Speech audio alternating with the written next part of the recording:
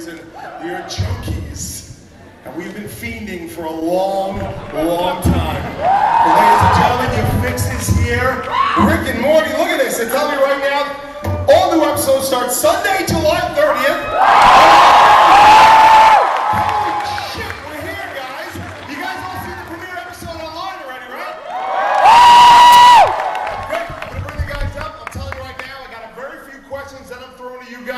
Every year you guys are the best, so bring us your good questions. I'm going to ask a few questions that I want to know. Enough of me. Let's get this started. Let's bring everybody up. Ladies and gentlemen, your panel this year is, of course, Dan Harmon.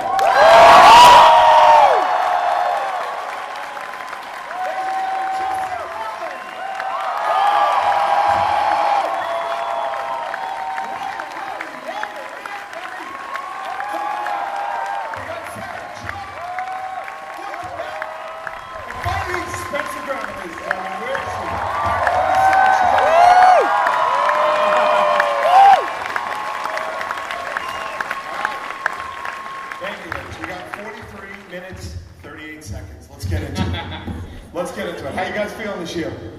Good. Yeah? What's in that cup? Just water. Sure. Voice juice. Funny voice juice. Yeah, it tastes really bitter and weird and harsh.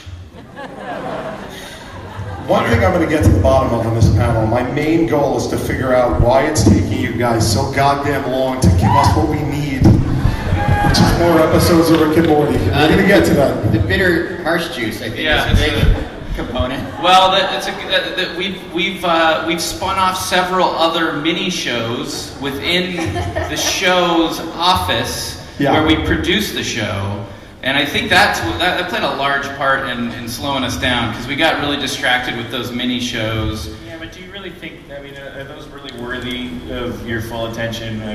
I think they're pretty important. Which dimension can you view these shows in? Well, we are going to show one episode of one of the series of mini shows today. Debut live. Not live. I guess it is live, right? We're alive, aren't we? Am I alive right now? What's happening? So you'll see one example of why we're so late. But I think it's also because we respect you guys so much. We're afraid of letting you down. Yeah. We don't want to let you down. There's a lot of you. You're kind of scary. Just one of you could stab someone with a pencil. There's many of you. Well, I would think that would mean you wouldn't want to piss them off by making them wait so long. Well, that's the syndrome, isn't it? You start making them wait, and then you're like, they're going to kill me. I should make this really good. How do I do that? By taking longer. This is great. So, like what every ex-girlfriend has said to me in my life, it's their fault. It's not your fault. We absolutely adore you guys, and it's like that is one of the reasons I feel like we just want to make the best season 3 we possibly could make, and I think in that we kind of vortexed into like a lot of it's not good enough, it's not good enough, it's not good enough, rewriting, making it better. Yeah. If it's any consolation, there's nothing more therapeutic than spending way too long on a season and then looking back on it and going, that's only 5% more genius than the past 2 seasons. So we're going to work on, I feel like I can do it now. I can write really fast. Fade in on Rick. Rick is making an invention. Morty, I'm making an invention Morty comes in. Rick, what are you doing? I said I'm making an invention, Morty. Morty pulls out a wallet. It shows a photo of Jessica. Rick, so I have this photo of Jessica in my wallet. Morty, I don't give a fuck about that photo of Jessica. I just invented an invention. What is it? What does it do? The invention comes alive and answers in the voice of Sidney Fleischman. What's your character's name? Paul Fleischman. Thank you very much. Hello, I'm Paul Fleischman. Everybody in this room remembers me. Remember that episode where... Rick, you invented Paul Fleischman? Morty, you don't understand. This Paul Fleischman is a transformer. Transform! Beep, boop, beep, beep, beep. Beth enters. This is why Terry, get a fucking job. just turn to the face of the wall, don't talk to anybody, and just stand there, and please, for the love of God, change your shirt. Summer crawls out from a cabinet. Oh my god, I'm so hungover from that party last night. Oh my god. All right, see, that was like 10 minutes. Pretty good. Did you watch that? That's a cold open to And the rest of it will be Did we tee padded. up a plot here? The rest of it will be padded by Justin riffing about a long discontinued Szechuan sauce. Or some See that guy right there? We got one in the front We row. got a Szechuan sauce! Guys, I have to tell you, you waited in line for so long for this panel, and I'm going to give you a crazy little nugget of information.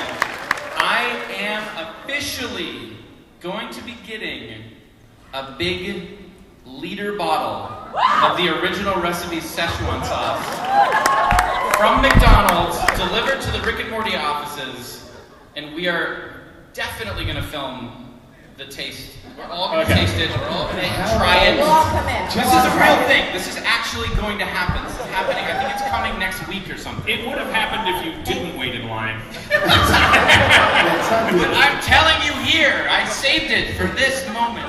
What was it? How old was They're that like, yeah, cool, sauce? good for you. We want to try it. Like, Were we I don't supposed to? care. Were we teeing up like a bit, like where it was like, oh, Justin, Oh, what are no, these no, other no. shows? Oh yeah. So, anyways, back to why the season's been so Yeah. delayed. Oh, yeah. I'd like to debut my side project that I'm very proud of, that I think is very important, and maybe almost as important as Rick and Morty and getting it out on time, but probably not. Probably more important than that, and that's why the show is so late. My RC stunt extravaganza interview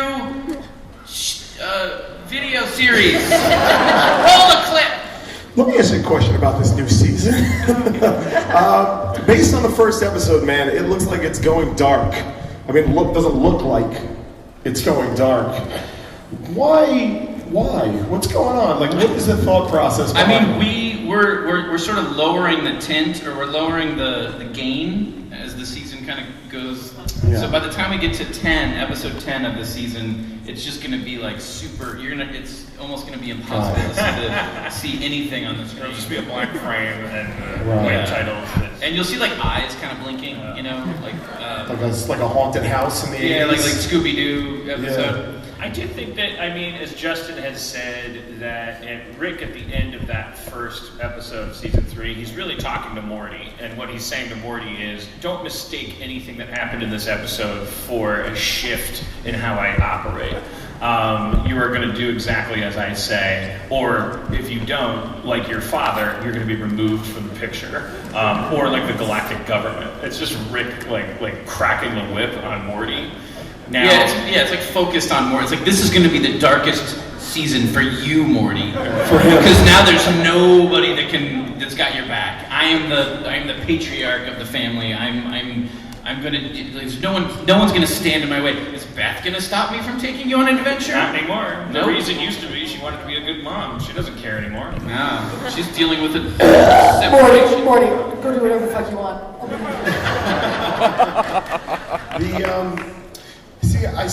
You guys expressed it, and I wonder if I'm right, because the only thing about your show that I really know is that it's way smart. You guys are brilliant, way smarter than me. Thank you. Oh, you're welcome. That's how they bring me back every year, because I do shit like that. Is like, if it's obvious and I think I know where it's going, that means you guys aren't going in that direction. So for him to give that speech at the end, my first reaction was like, whoa, they just revealed some dark shit. But then as I thought about it more, I was like, there's got to be something else going on with it. So while I know you're not going to say it, am I right or am I wrong? We just follow our bliss in that writer's room. I feel like, Okay. right? We try to. Like I wouldn't try to say that we plot things out like, you know, a regular show would. We don't know what the end of the season's going to be when we start writing the first I think episode. Rick in that moment is just saying, look, you go back to the end of season 2 and you see Rick under the floorboards on Tiny Planet and he's hearing Jerry talk about turning Rick in. And you see Rick sag and go, oh. And you maybe interpret that as being like, oh, he feels bad that he let his family down. But it turns out the interpretation might be, well, Rick is going, now I have to dismantle an entire galactic government. Exactly. The way to start doing that is by turning myself in. And so what he's saying to Morty is like, don't become one of these things that gets in my way. You will be removed. Yeah. Okay. I have a question for the ladies, if you don't mind. It's some sort of a fan question that I was thinking, because they go back to the original characters in this season that got left behind in the Cronenberg universe. Is there, and this might seem stupid, but these are the type of things I think of, like, was there anything to going back to, like, did you guys play those characters exactly the same so there's no switch to you? Or is there a sense of going back to the original characters and being like, oh, well, this is where we started, and I almost have a little loyalty to these first versions of the characters, and you're just like, fuck it, I can switch from versions of my characters back and forth without an issue? I think Beth is just really trying to figure out how to handle the guilt of having shot Mr. Poopy Butthole, and it doesn't allow her to, really move forward. I think past the Cronenberg time. Well, it's also hard when the world is that fucked up, no? That's right. I think, I think we probably changed it a little bit, but Cronenberg life is tough. It's a little bit harder. Toughened you guys up. Maybe I just lower my register a little bit, and hope that. Let's hear a little bit, Spencer. A little bit of Cronenberg summer. That's the summer in Cronenberg world. That is not no. Take it again from the top. That's how we direct. The apocalypse. Where is everybody? Why am I alone in this world? She's much tougher than that. Can someone? I know. It's been a while since I got to play Summer. She's like, yo. I'm gonna kick your ass, you Cronenbergs. You can't handle me. I'm the strongest girl in the fucking universe. You think Grandpa Rick's got it all figured out? No, he isn't. He doesn't have it figured out. You think Morty's gonna replace Summer? I don't think so. Oh, Jesus, she's too tough for me, man. That's right. Yeah, because I got a vagina and it's stronger than a penis. Morty slowly. That's what I was looking for. A good vagina. I want to say tomorrow night at 8 p.m. at Petco Park, you guys, Dan and Justin, are doing a special talk, all things Rick and Morty. Line up We are? Yes, you are. What the hell is this? Series. I haven't heard about this yet. Yes, at Petco Park tomorrow at 8, which is about time the Impractical Jokers thing at Petco Park ends. So you guys gonna hop right over to there. If we could avoid the topic of Rick and Morty for the next half hour, we're doing a whole thing about it tomorrow. What do you guys want to talk about instead? I got something for you. Okay. Adult Swim says you guys could do a spin-off of the show, any character besides Rick and Morty. Total control from the network to do whatever you want. Which characters do you choose, not Rick and Morty, and where do you go with it? Oh, that's a good question. Squanchy. I don't know. I love Squanchy, don't get me wrong. Yeah, maybe that. Oh, I was about to say something. It's like Price is Right. I think... Yeah, it would be really fun to see like a procedural with Krampus Michael, like he's a bounty hunter, you could do a ton of crossover with Ricks and Morty's in the background. I do like that. I like the idea that it's Andy Daly, right? And it's like he's so bright and chipper, but it's like it would just be like Breaking Bad in tone in terms of the plot, yeah. But in terms of his reaction, it would just be like, okay, well then, all right, you killed my daughter, then now you all have to die. Yeah. I think that would be refreshing for people. Yeah, that would be really fun. Plus, I love that. My favorite thing about Krampus Michael is that he looks like his design makes him look like genetically he's like part of a species that's not quite this insect species that kind of runs the galaxy. Yeah. So that reminds me of like my favorite thing about original Star Trek, which is that Romulans and Vulcans are like related. They're like they go back to the. Anyways, all right. We're at Comic-Con, dude. It's cool. What about like an intergalactic detective show called Phoenix Person and Tammy? Oh, that'd be Flying cool. around, solving cases. I would love that. That'd be awesome. Or maybe they're just like villains and they're just going around. I don't know what the fuck their agenda would be, but yeah, anything like with those Freeze two, Company anything or with those something? two would be fun. What about like Shrimpy Pibbles? Like, what's he up to? Shrimpy Pibbles? Oh god, on that hospital, God, you could do a fucking crazy like hospital type ER show on that bizarre alien hospital. Like, Everyone yeah, there's a lot of interdimensional cable. You could just do ball fondlers as a Or what you could do is just do a spin-off that just is an anthology, and every episode is just exploring a different, you know. Then it's a grab bag of all of them. Well, I honestly, like, the best idea I ever heard for an Adult Swim spin-off for real is the idea that you would pitch to me, which is like, what if we took advantage of the fact that there's multiple timelines and just had a different Rick and Morty series that the only thing that separated it was that you were not compromised by me. Like that it was just a purely adjusted like thing where it was like this. Whatever that would be. I mean, it was. I was pitching the idea of doing a quarter hour where it's a different Rick and a different Morty, and they live on an asteroid. They both work on the Citadel in different weird like Citadel shops. And then they portal back to their asteroid, and the dynamic is very different. Morty in that show is really tough. He's wearing the pants, and the Rick is really sort of more of the kind of, you know, what's the word? But would you do it like? Would you just improvise it? I have no idea. Listen, to be honest, I would probably like get halfway through the first episode and start panicking and run to you and go, please help me, Dad, please. But no, I really mean it. That's the kind of thing a passive-aggressive partner would say. I think you should do that thing without me. See how it goes? I do not mean it that way. He doesn't mean it. We have a rare partnership where both people are like terrified of each other and stuff, and I do would want to see like that, and rather than just like the traditional spin-off thing, like, oh, Hammerhead from the Ropers has his own hammer orphanage. We have this. It could just be a different version of Rick and Morty, which could be a decidedly different tone. Yeah. Maybe they have different colored shirts, but then everything else is like, oh, Yeah. It was like Morty was gonna have like a light blue shirt, and Rick would have a yellow shirt, and it was just like, oh fuck, these guys are different. Whoa. And Morty's like, hey man, I need you to shut up and chill the fuck out, Rick. All right, okay. Jeez, Morty, you're really, God, you're ripping into me. Yeah, I am ripping into you. We gotta go deal with some business. We're about to go to this dark, dank club, and we're gonna make a drop. Drop? Jeez, Morty, what do you got us into? Make a drop. Just shut your mouth. You wanna pay rent this month? These are the stakes? Oh, jeez. All right. Whatever you say, Morty. I mean, you know, look, I'm a more passive version of Rick. I don't make as many drops. It's all about the drops, Rick. Wait, what is it? It's a plug, right? It's like we gotta do the plug. I need to re-up my G-Pack. What's the drug lingo? Like we gotta find the plug. We gotta. Any druggies here? I learned everything from drug Wire mix the in rest the of audience? America.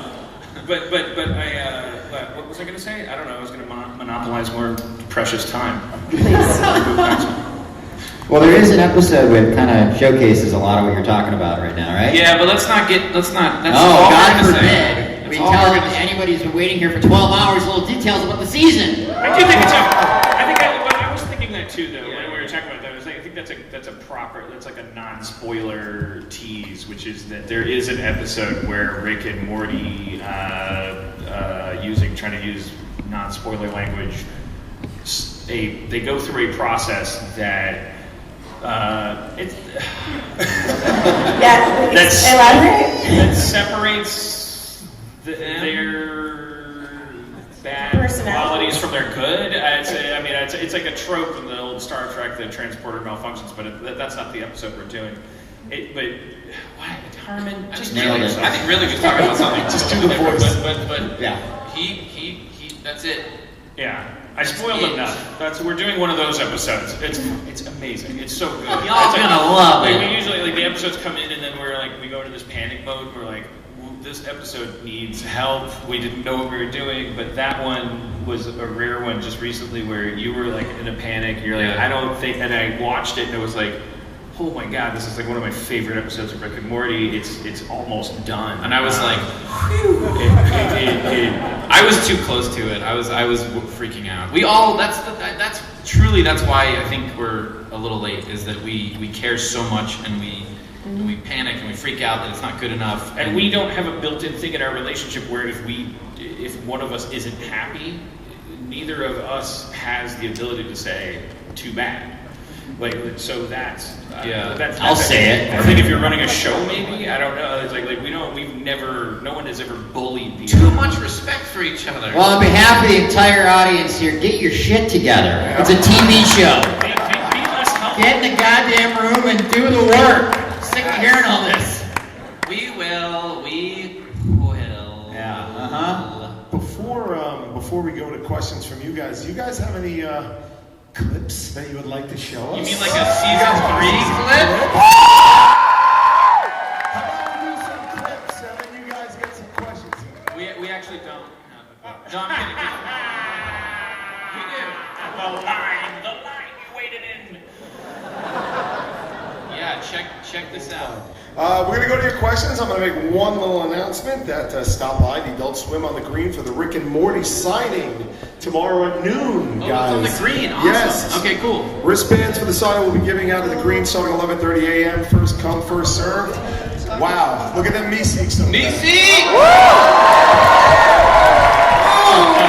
Oh, that's Mr. Poopy Butthole. I've been waiting in line.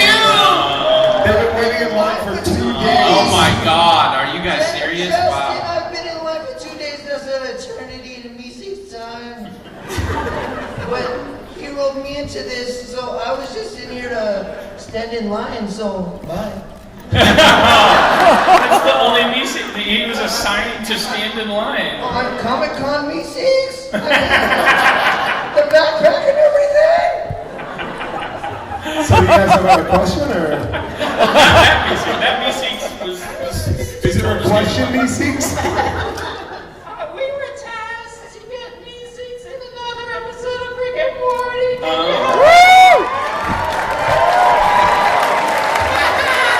Can I just ask you, Meeseeks that was tasked with getting Meeseeks in another episode of Rick and Morty, what about that task involved you becoming Scottish? He's in the golf outfit. Right. Well, yeah. How did that? I mean, are you focused on your shit, or did you maybe join a country club in Scotland? Are you teaching someone how to golf as well as?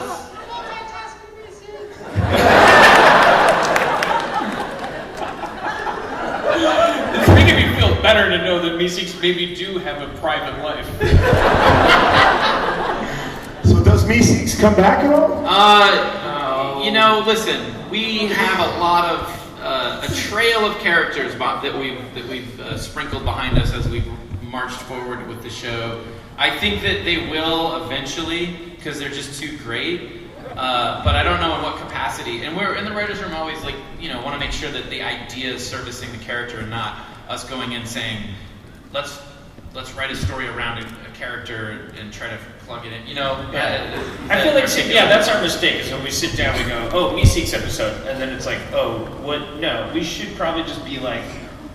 Well, then he uses a Meeseeks box like it's a sonic screwdriver. We should just start using it. But I just don't want anybody. My big nightmare is anybody tuning in. Let's see what this Rick and Morty's all about. Who the hell's Mr. Meeseeks?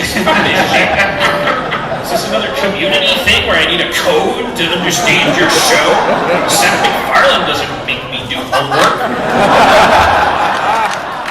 There are a couple episodes this season though that Meeseeks were written in, and were there for a long time, and then we're like, pull out the Meeseeks. Well, the reason why I think partly was because it started to kind of grow. Like the presence of the Meeseeks in the episode started to grow and become more and more, and then it was like, okay, forget it. Like this is. It was like making stone soup. You know that old fable? Yeah. No.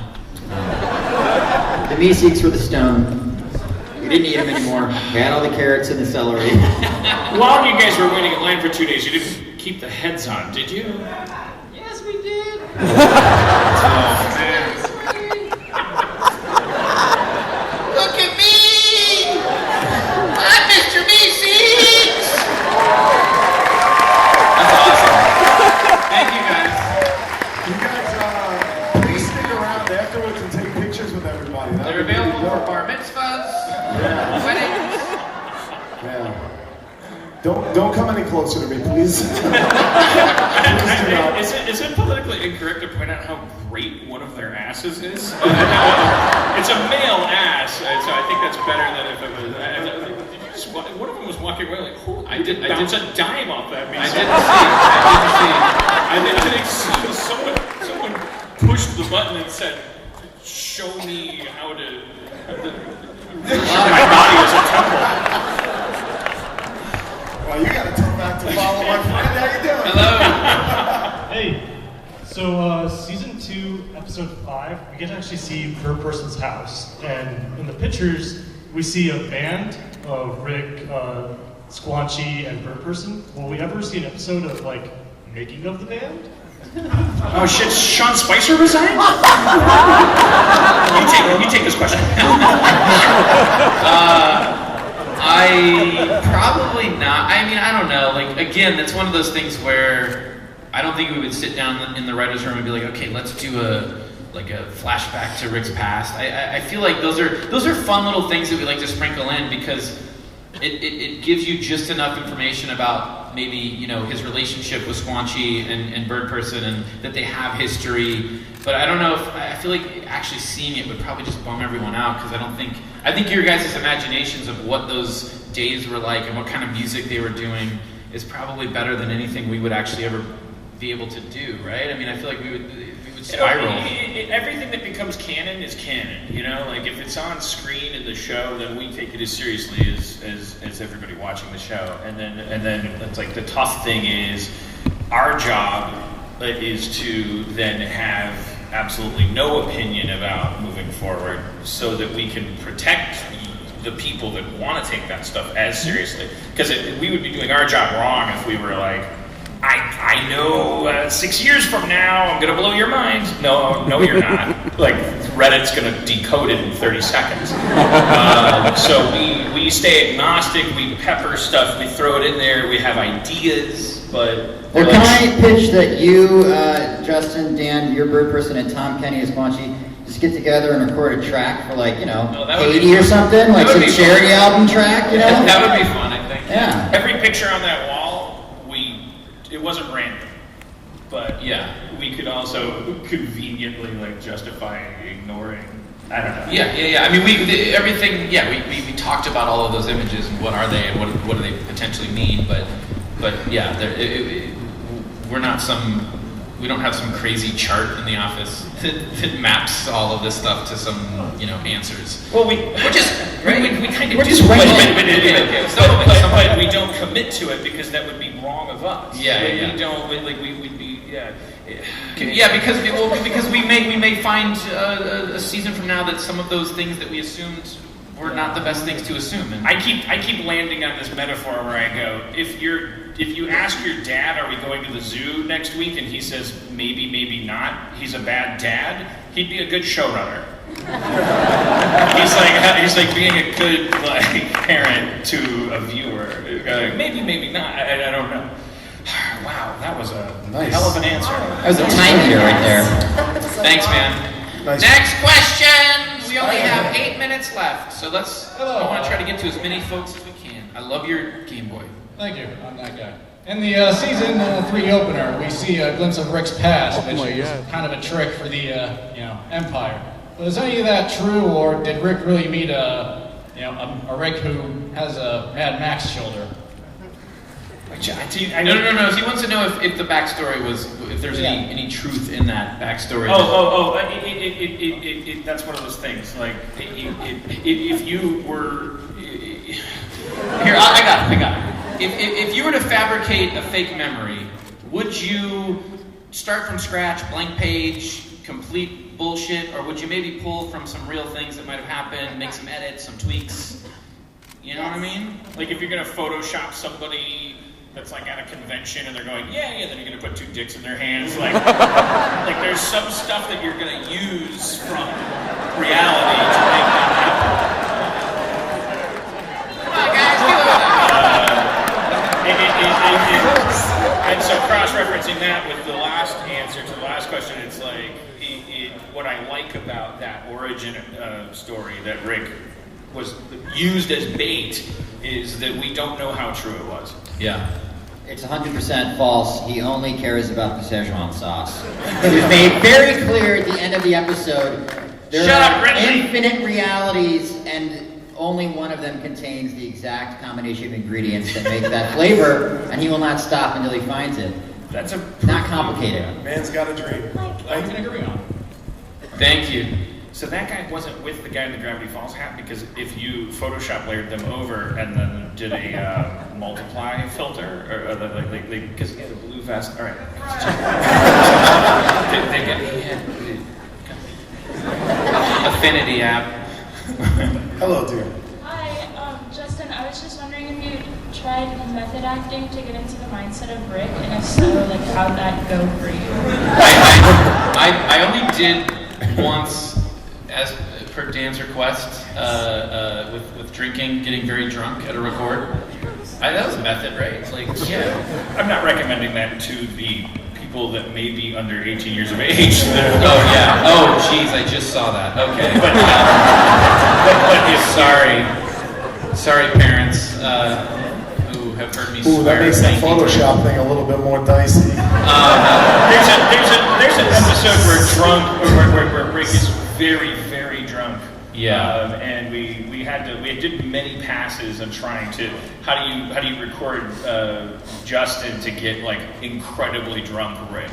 And I don't even really know. I mean, I did one pass sober, and it was, and it was, some of it was working, but most of it maybe a little not quite as authentic. So yeah, I went in and I got wasted, and there's a video online you can watch, and I am truly, that's all real. Like, I actually think they edited out a lot of the shots I took. I drank like 3/4 a bottle of tequila. But there was a nice half-hour window of amazing, audio we captured. It was that line of like, okay, I'm not drunk, I'm drunker, now I'm in the perfect drunk zone, and then now I'm way too drunk, and everything is, it's a waste of everyone's time until I go home. And also, he went to college. In case you're here with your kids. And you're like, I waited 2 days in line so you could film my... I actually dropped out of college. Sorry. I did too. Sorry. I'm sure you've all learned college. It's not valuable. Sorry, parents. Speaking of, we only have 4 minutes left, so here's what I want to do. Don't go to college. Let me say that for 4 minutes. Because you're there, we're going to get you next. I see a little kid in the back with a neon shirt. I want to bring him up to ask the next question, because his life is going to be ruined if he doesn't do it.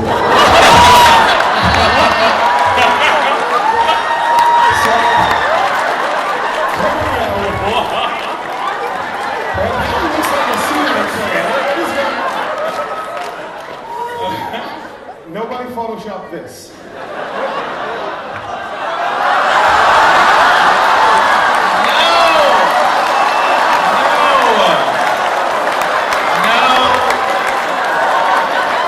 My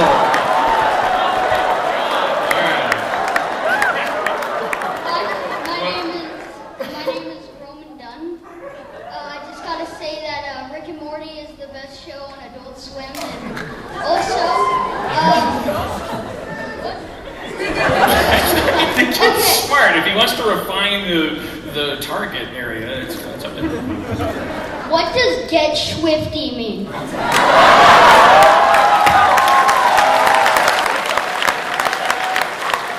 I answer a question with a question? Did you say your name is Roman Dunn? Yes. Are you a supervillain? Yeah. We're all going to die in his hands. How old are you? Let's just say 21.